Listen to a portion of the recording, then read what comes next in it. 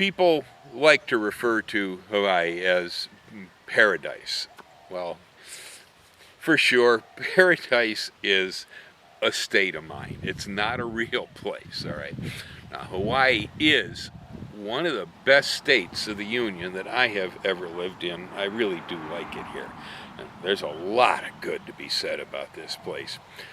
The weather, the scenery, great place to go swimming, and there's the aloha spirit here, which it's real. Okay, and I really appreciate it. But there are problems when it comes to gardening here. You know, if you live in Minnesota or you live in Missouri or wherever you're at, you're probably used to growing certain crops in certain ways. And if you come here to Hawaii and try to grow the same crops in the same way, good possibility you're going to have trouble. Now, Hawaii has many different environments. Some of them all have similar. I mean, just about anywhere, you know, below 4,000 feet on this island, the weather tends to be tropical. Now, it can be very warm tropical at the shore, or it can be cool tropical up on the volcano. But generally, we don't get frost below, I think it's about 6,500 feet or so here. But boy, it can get pretty cool up there. And I live here in Mountain View at 1,600 feet. And even here, sometimes it gets kind of cool. So there are issues. Now, if you live down at the shore, it hardly ever gets cold at all. And so plants that love constant heat thrive down there. As you rise up the mountain, you come here to Mountain View. Yeah, we can grow tropicals here, but a few of them, like the papaya, are kind of touchy here. The cool soils and the rain cause Phytophthora rot. Papayas will actually die off here suddenly. They get a quick decline. So it depends on where you live on this island or in any of the Hawaiian Islands as far as what kind of problems you're going to have. Just about everywhere we have high humidity. Okay, I don't care if you're on the Kahala side and you're only getting 3 inches of rain a year over there, whereas over here I'm getting more like 150 inches of rain a year, and we're, you know, just a couple hours apart. But it doesn't matter. In the air, there's humidity because we're here in the middle of the Pacific Ocean. Well, let's just take a look right out here at the clouds. You know, check this stuff out, right?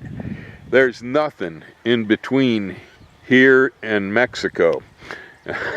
For about 2,500 miles of Pacific Ocean, that's a lot of water, and it gets in the air. And so we have problems with water here, even in the dry weather.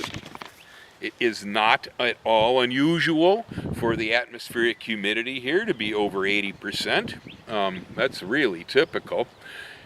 So because we have these mild conditions and a lot of water, we get all kinds of fungal and disease problems that you may have never experienced in parts of the mainland.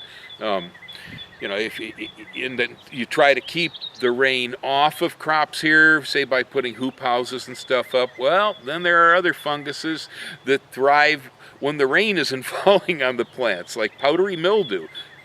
I don't get powdery mildew out here in the garden much. But if I take the same plants and I put them under a hoop house, if they're susceptible to mildew, it's going to nail them because the rain knocks those spores off. On the other hand, out in the rain, you get problems with Phytophthora, anthracnose. Botrytis is a great one. Okay, botrytis gets into flowers and stuff, just starts rotting inward. There's a whole lot of different problems here in paradise. The solutions, I mean, just to go there, are first off, adapted crops. In the tropics, you generally have one set of crops that people usually raise for food, and in the temperate latitudes, you usually have another set of crops. They're not really the same. Some of them cross over, the sweet potato, for instance, you know, or squash, for instance. There are plants that do cross over, but a lot of them don't, at least not easily. And so some of those crops you're used to, you may need to find special ways to grow them here if you intend to.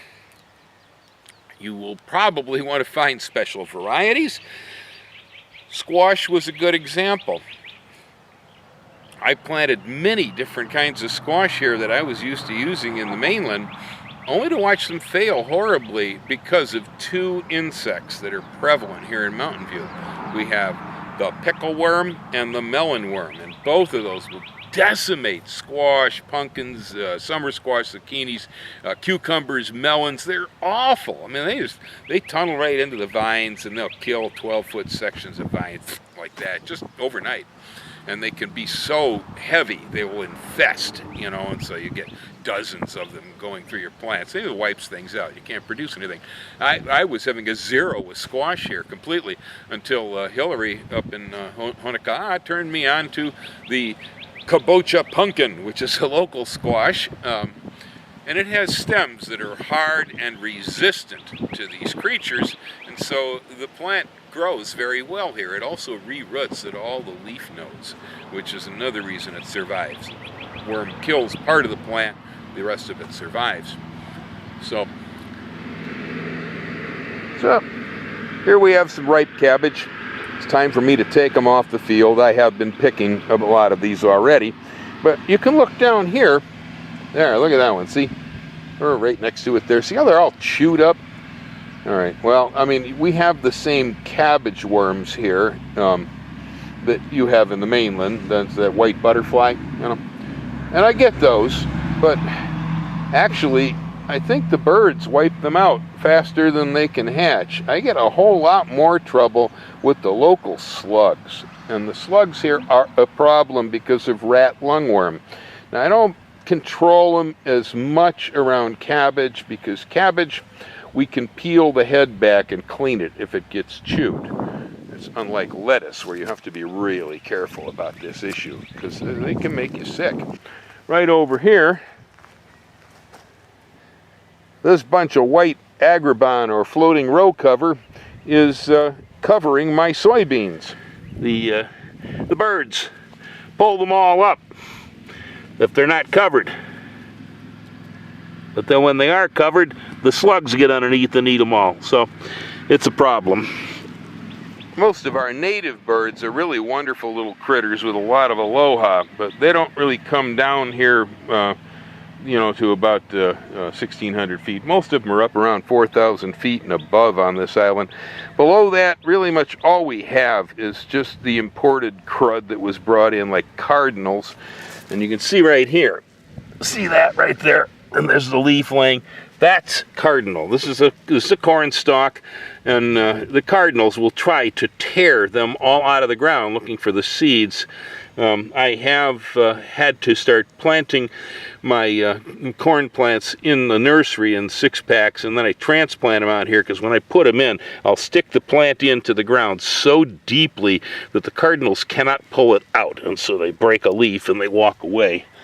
I had to learn that one because corn will grow pretty well here provided you have enough fertilizer. Nutrients are a really big issue around here because with all the rainfall we get and with as porous as our soil is, the nutrients disappear very, very rapidly from the ground. And so working with tropical legumes, here I've got a form of a lima bean growing, and there's peas over there. Working with something that will fix nitrogen and put it back into the ground is a really great idea. Some crops around here are surprising. That pepper plant is now about a year old. It's still yielding. They'll continue on. On the other hand, these right over here, those are bell peppers. Bell peppers don't overwinter very well in Hawaii. They just get to the point where they're tired of everything and they just drop dead. So it really depends on the type you're growing. You watch my videos, you know that I use quite a bit of weed mat, and there's a good reason why I do this. Right over here is the native vegetation. This is rainforest on this side of the island, and unlike my property, which has been cleared for use for cow pasture years back, and I have mostly grass and ferns and stuff like that. Further off there in the distance on the volcanoes, you can see that they've got a lot of forest and strawberry guavas and other woody problems right across the street there. That used to be sugarcane, and it was abandoned. You can see the woody stuff coming up. So it all goes back to jungle. And it goes back to jungle really fast. Things grow extremely quick around here if they're adapted. And so the weed block helps keep things under control for me. I don't cultivate very much because stirring our local soil is usually a problem. We end up with the soil eroding, moving. We also, by breaking it open, end up with massive amounts of weeds.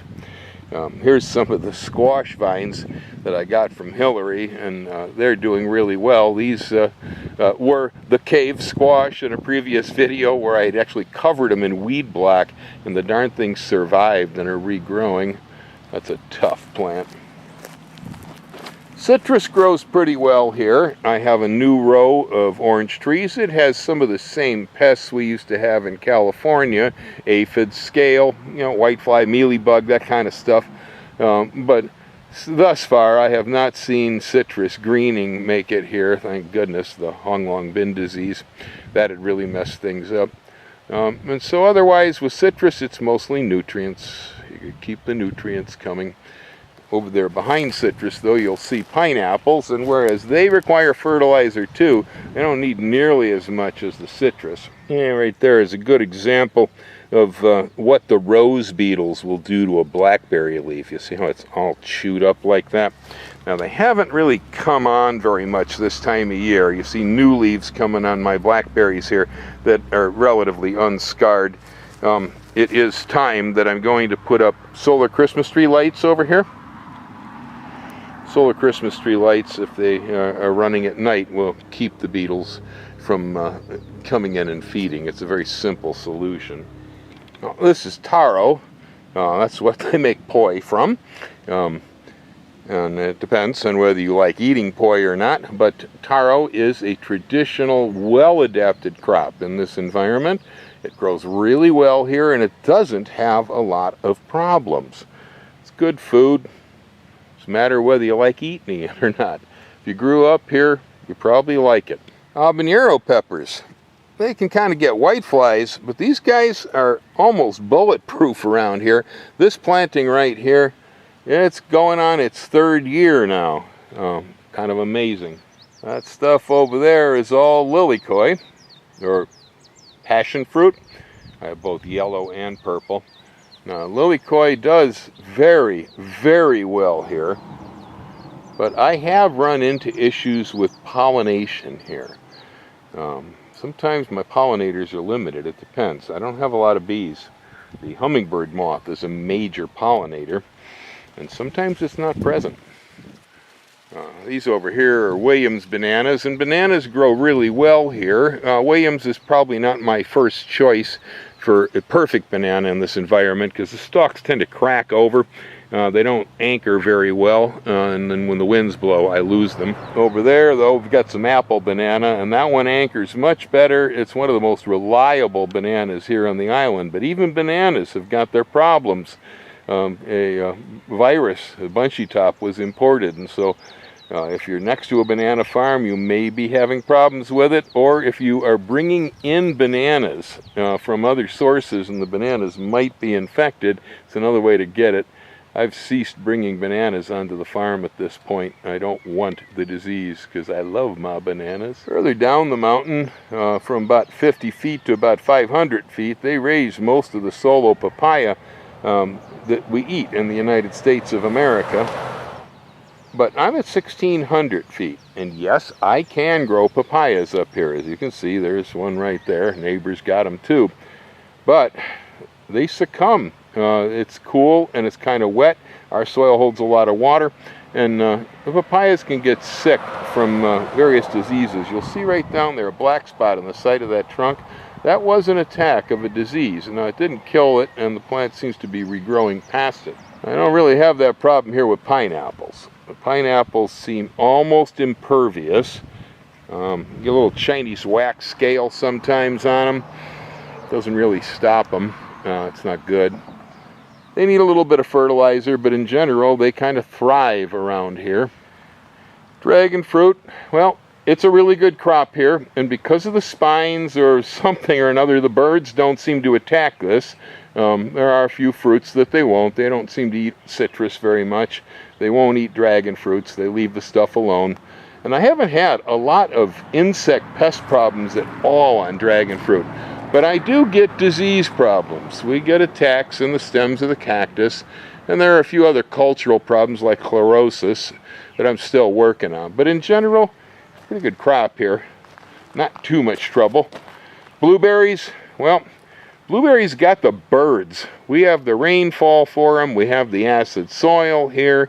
We need to add organic matter generally to keep them happier. And they need fertilizer to grow well. But birds, that's why. Bird netting. Now, the tomato is a big pain to try to grow around here, but a relative of the tomato, the tamarillo or tree tomato, Cypomandra batacea, is an excellent replacement, and this is a new variety from New Zealand that's a little bit lower in acid than the older ones. It has a real good true tomato taste. I'm very happy with this. It gets a few problems, I guess. The slugs chew the leaves and such, but this is actually a pretty good crop here, and it is a lot easier to grow than a tomato. And you can see here, it's got a classic tomato-like flower. You know, peas grow pretty well here, whether they're out in the field or whether they're under cover. These here, you see I've got the eaves of my roof with strings and sticks. And so we got our green beans here, because they don't like as much rain. And I got my peas over there, and then here are the tomatoes that are problematic. And because these are sheltered by the roof, I get a better crop off of these than I do in the field. They usually expire quickly out in the field. Diseases are the issue. We get diseases on the beans. We also get rose beetles. That's why they're near the house. The light from the house at night keeps the rose beetles off. The tomatoes get all sorts of different diseases when they're exposed to too much rainfall. They're also susceptible to nematodes. And so one of the solutions I've had here is that these crops are all being raised in tubs that are right along my house. Now, the nematodes will also creep up into the tubs, and so it's necessary on nematode susceptible crops to be exchanging the soil in the tubs every time you plant. Get the old stuff out. Peppers have nematode issues too, but again, by using tubs, I kind of minimalize that. This is a new one over here. It's an ají dulce, a sweet ají. As part of some experimental program. It makes this little cheese pepper over here kind of tiny. I'm hoping they're going to get bigger as summer progresses. This is a winter crop. When it comes to peas here, though, this is the pigeon pea. And the pigeon pea is from the Caribbean. These seeds came here from Puerto Rico. It's an excellent alternative in tropical environments for the European style pea. It's also a very, very good tropical legume as a cover crop or a stick mulch. It fixes nitrogen. It doesn't have a lot of problems here. Sometimes I get some seed borers into these pods, and sometimes it rains so much that I have a problem getting the seed off without it molding. And when it comes to onions, this is kobo, a Japanese perennial green onion. These need to be planted just once, and then they tend to reseed themselves all over. This is really a great crop. Makes really nice scallions. Pull them up as you need. Another crop that grows really well up here in Mountain View, and that's kale. This is Toscana, the dinosaur kale. It grows well. You'll see also the cabbages right there. Looking really good this row. Beautiful, beautiful looking cabbages. And I had been troubled with trying to grow carrots here. But, you know, it's will and a way and try to figure stuff out. And so it was nematodes that were destroying the seedlings. I put the seeds directly in the ground because we don't usually transplant a carrot. And the nematodes would just wipe them out when the poor things were but a thread. What I did this time was I carved a 4-inch groove in the soil, dumped potting soil in it, and planted the seeds in that. And they have gotten up and they're taken off and growing without being devoured by the nematode. We'll see how that continues. It's again an experiment. Sweet potatoes. Now there's another one that really grows well here. This big heap of trash was my sweet potatoes. After digging them, I had to flame them with a weed flamer to kill the vines. Otherwise, they will continue growing. This is a heap of sweet potato trash that I tossed. The biggest problem with a sweet potato here really is the pigs. They draw pigs. They also will draw rats. And so getting them in, getting them out, and cleaning it up is the solution. There is also another beetle that's gotten in. It's up in Hamakua that is scarring the tubers. I haven't seen much of that over here in Mountain View yet, but definitely sweet potato, very well adapted crop, but I would not suggest trying to use it as a perennial ground cover in this environment. This is the strawberry, and the strawberry grows really well here. The biggest problem with strawberries is that everything wants to eat the fruit, including me. You get to grow your strawberries, but you're going to have to worry about trying to figure out how to keep picnic beetles off of them, how to keep slugs off of them. Now you all know what that tastes like, right? Good. Mint absolutely thrives here. I know, you're worried. It's going to get out of control, right? Well, check it out. It's on my driveway. So if the mint tries to come too far, it's going to get run over by the car tire. But even this has its issues. The slugs like to chew it up, and I have to use slug bait because, man, I tell you, this is a super crop if you're dealing with bartenders, because they got to make mojitos, you know? Oh man, and they got to have fresh mint for mojitos, and it's not really that easy to get here. It grows great. Good money crop, mint. And the nursery is a little easier because things are in pots with artificial soil, and it's lifted a bit off the ground on tables, and such and such. And I do put a lot of attention to detail out here, cleaning up the plants and making sure nothing's happening, because I do sell these and I want them to look good. But the slugs get into the flats, the slugs chew up the plants. It's a problem. You can get white flies out here, especially if you're growing pepper plants. Oh my God, that's a magnet for the white fly in Hawaii, as well as the sweet potato. I try to keep most of the pepper plants out of the main nursery just because I don't want the white fly problem. Your fertilizer issues are controlled because you're an artificial medium in pots, and I have to feed, and so that's a given. I don't ever have to water in the ground here, but sometimes I have to water in the nursery because we do get dry spells despite the high rainfall, and the little pots dry out quickly. I think one of the biggest pests I got out here actually is the cardinal, and maybe sometimes the myna bird. Nasty little imported birds that were brought here by somebody or another. And the cardinals will go into the flats on my seedling tables back there, and if they find a squash seed or a pigeon pea seed or a corn, oh my goodness, they just go through the flat. They yank everything out even before it germinates. Really, it's pathetic. I'll find holes in the soil. There's no seeds in the flats. They just sit up there and eat everything. I have to control cardinals back here. I have a variety of different means for doing that, but every once in a while I get tired of it, and I think about actually putting bird netting from the shed to the roof of the house here, to the roof of the carport there, and just covering the whole place with net to keep the silly things out, because boy, they're a pain. So much for, peace and paradise. We get Illinois State bird got here. Hopefully he won't be followed by some of the politicians from the Midwest, but we got the birds anyway. So despite our lovely tropical weather here in Hawaii, there are problems with growing crops. Some things are very simple and easy. I find the peanut relatively easy here. Sweet potato, again, relatively easy. The taro, Roselle is also a really easy crop. The pigeon pea, bananas in general, pretty easy to do.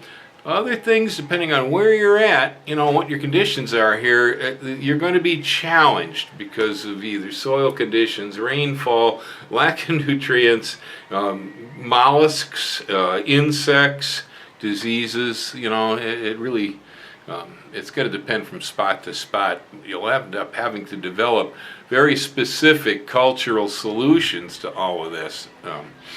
And some of it will fail several times before you finally get it right, or you will just plain give up. And like I say, the birds are one of the worst here. The pigs are a mess too, because if they get in, they'll just destroy everything in their path. But the birds are annoying. You hardly notice the little things. They just kind of show up early in the morning, and they'll go right down a row in the garden, and they will pull up everything. Okay. And so the imported birds here are a pain. I don't want to get into that. I mean, mostly I try to cover things to keep them off, but even that has its downsides. I cover the soybeans to keep the cardinals from pulling them up, but then I don't see the slugs that got underneath eating all the seedlings. So for me, when something is out of sight, it often also gets out of mind, and that is a big issue. So challenges, many challenges here in paradise. Like I say, the rose beetle, which will eat up your beans. It eats up persimmon trees. You can use spinosad as an organic control, but you're going to have to spray it about every 11 days. If you are the sort of person who would use a systemic imidacloprid in the systemic fashion, will also work. I don't use it. The solar Christmas tree light is my favorite. That one actually does work against the rose beetle, although they're fairly expensive and they will burn out, especially under the rainfall we get here. So you're going to have to replace them about once a year, but if you stop in at the hardware store after Christmas when everything's on clearance, they aren't too bad then. I think mine are 70% off the marked price. And so you got birds, you got slugs, you got various bugs, okay? And definitely the diseases are the creepy ones because they just suddenly show up. You have a perfect looking crop of tomatoes, and then you'll get a great big rainstorm. You come out the next day and everything's turned black and the leaves are dying. I mean, it is that fast. And so using highly disease-resistant tomatoes, if you're going to grow them here, and having the tomatoes under cover is really the best way to go. The cucumbers love it out in the field, but then the melon and the pickle worms gobble them up. Now I can grow them under row covers, but I got to get the bees in to pollinate, and as soon as I pull the cover off and let the bees in, wham, the pickle and the melon worms nail them.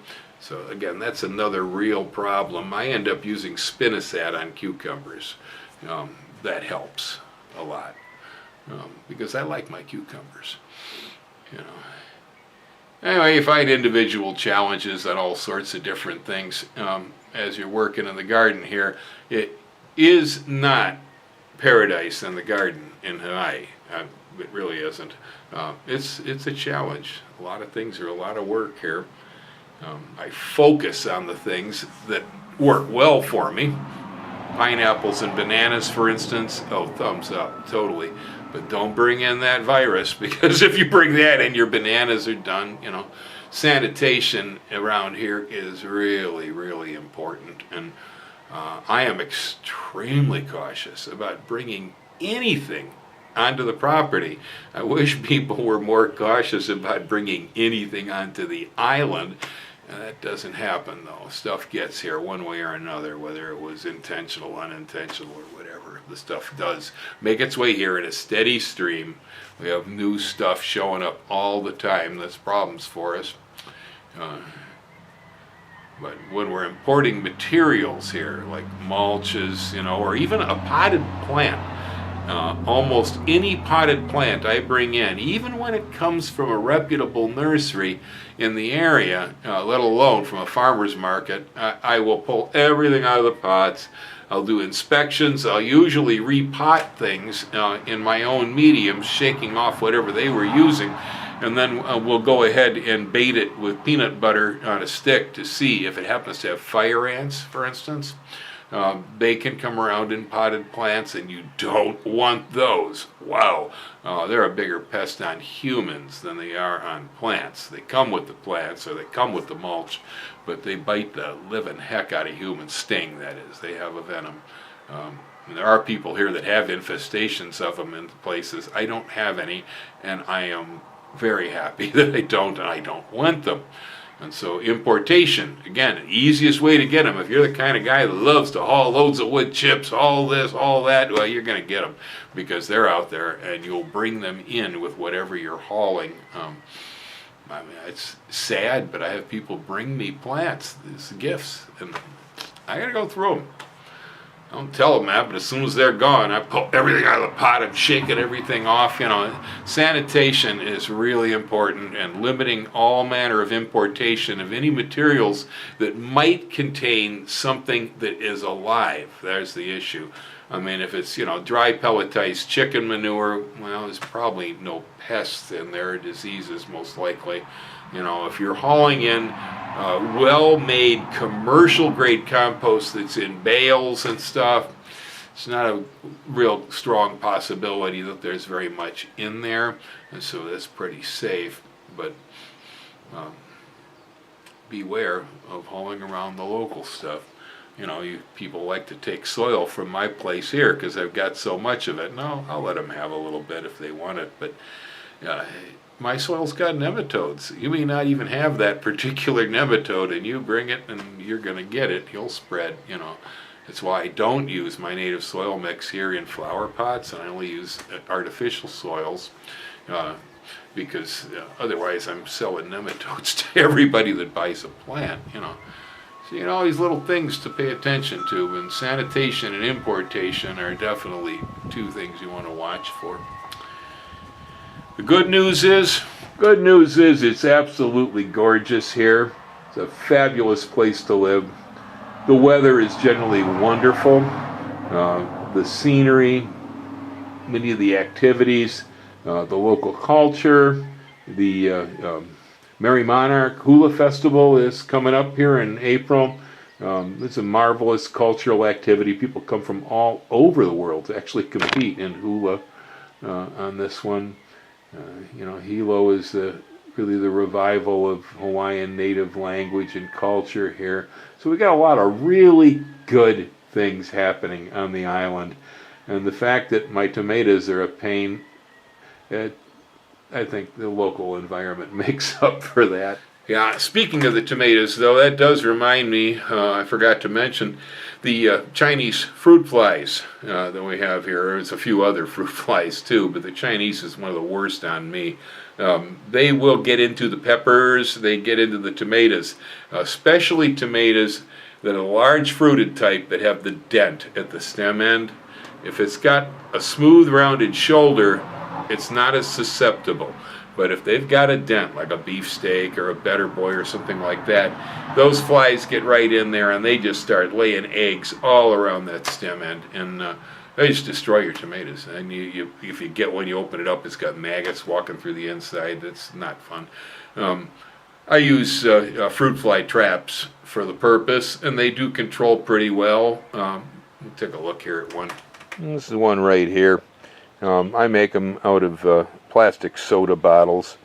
I have to beg, borrow, and steal them because I don't drink too much soda. But inside there, I've cut the bottom or cut the top off, turned it around, pushed it on the inside. The flies go in the doorway, heading after this little black thing here, which is a little fertilizer basket containing a lure that's called, the lure is methyl eugenol. And it draws the flies. My lure is currently wearing out, and the flies are a little bit out of cycle. When the flies are really on, that bottle fills up, and the lizards are hanging out, gobbling lunch out of it too. So if you're using a trap with a methyl eugenol lure, you will control them to some extent, and you'll be having a bit of peace growing things like peppers and tomatoes. But again, not entirely. They're going to get past you. They're flies. So Aside from trapping for the fruit fly, variety again. The cherry tomato not nearly as affected here. Cherries do pretty well. The also tomatoes, like I said, with rounded shoulders, and so I'm using an Italian plum tomato, for instance, that seems to get by pretty well. Don't have too much trouble with the fly on that one. With peppers, variety has a lot to do with it. Boy, they love bell peppers. Some of the really hot chilies don't seem to appeal to them as much. The habanero is a little less susceptible. But there are some local chilies, for instance, the Hawaiian cocktail pepper. It's a little cheese, pumpkin-like pepper. Very sweet, very delicious, excellent pepper. And the flies don't seem to like it. I'm not sure, why that is, but I don't seem to get fly larvae in that pepper. So that's a good one. The other thing that seems to work around here too are the ahi, the South American ahi. That's in Capsicum baccatum. Most of our chilies are either Capsicum annuum, or there's also chinense and some frutescens in there too, like Tabasco, I think. Habaneros, chinense, so's cayenne, and like a bell pepper or jalapeno or annuums. The baccatum, or the ahi, don't know why, but the bugs don't seem to like that one, and so it grows pretty well here too. So selecting varieties, using traps, I have this funny feeling that there may actually be at least one variety of almost every garden vegetable that actually is resistant to problems here and does work well. Picking up things that you find in the farmer's market that have ripe seeds sometimes is a real good idea, because the local guys maybe have been raising that particular crop here for decades, and it may be resistant. Sharing seeds with local gardeners here and information about the seeds too helps a lot. Stuff sourced from the University of Hawaii also helps. Best sweet corn variety I grow comes from them. But if you're thinking about growing a garden in paradise, paradise is a state of mind. Even the green garden guy gets bugged by problems in the garden here in paradise. When I moved here, I was back to 101. Most everything I ever learned about gardening was in the mainland. A lot of it doesn't apply here at all. So, aloha. Don't hang your traps loose, because they'll fall off the stick, and have a wonderful spring.